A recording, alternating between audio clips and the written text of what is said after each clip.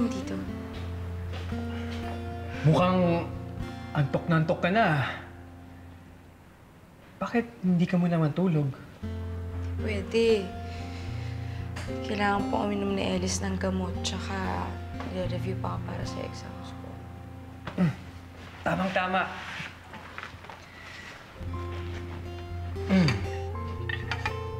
Inalahan kita nito. Ano to?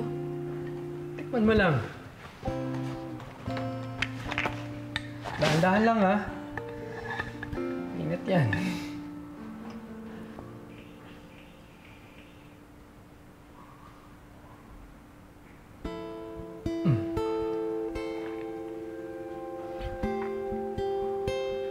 Kape na ginger flavored?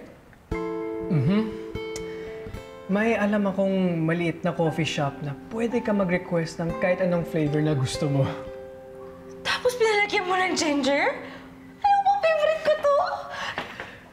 Hindi. Tsamba lang. Actually, yan yung iniinom ko kapag nag-review ako sa exams ko. Favorite mo din pala. Salamat dito, kudos ha. Napasaya mo ko dito. Mag-iingat ka sa paggamit ng diary ni Angelica, ha? Alam mo, kaya mo naman siya mapasagot kahit wala yan, eh. Nakita ko kasi kung paano asikasuhin ni Angelica si Train. Nire-reject niya yung mga calls ko dahil nakafocus siya kay Train. Desperado na ako, mga koy. I guess, pagkatapos ng katakot-takot na pinagdaanan namin ni Angelica at ang mga masakit na salitang na natanggap ko mula kay Train, hindi ako papayag na sa huli. Sa kanya pa rin mapupunta si Angelica. Hazel, anong ginagawa mo dito? Dumalaw lang ako kay Train. Pero parang napaaga ka yata. Dadalhan ko lang si Angelica nitong kangkong chips. Nabasa mo na naman yan sa diary, no? Kudos.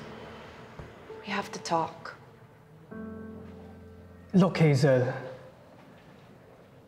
Alam ko sinabi ko sa'yo na hindi ko nagagawin. Pero kung noon ginagamit ko ang diary just to win her, this time ginagamit ko ang diary to make her feel better. Pagkatapos ng lahat ng nangyayari sa kanya. And you'll make her feel better by lying to her? Hindi ganun ka-pure ang intentions mo, Kudos. You want to make her feel better, and you want to win her. Aminin mo na. Kudos. You're better than this. The only way that you can win her is by loving her with all honesty. Anong gusto mo? Mapasagot siya dahil nandaya ka? No.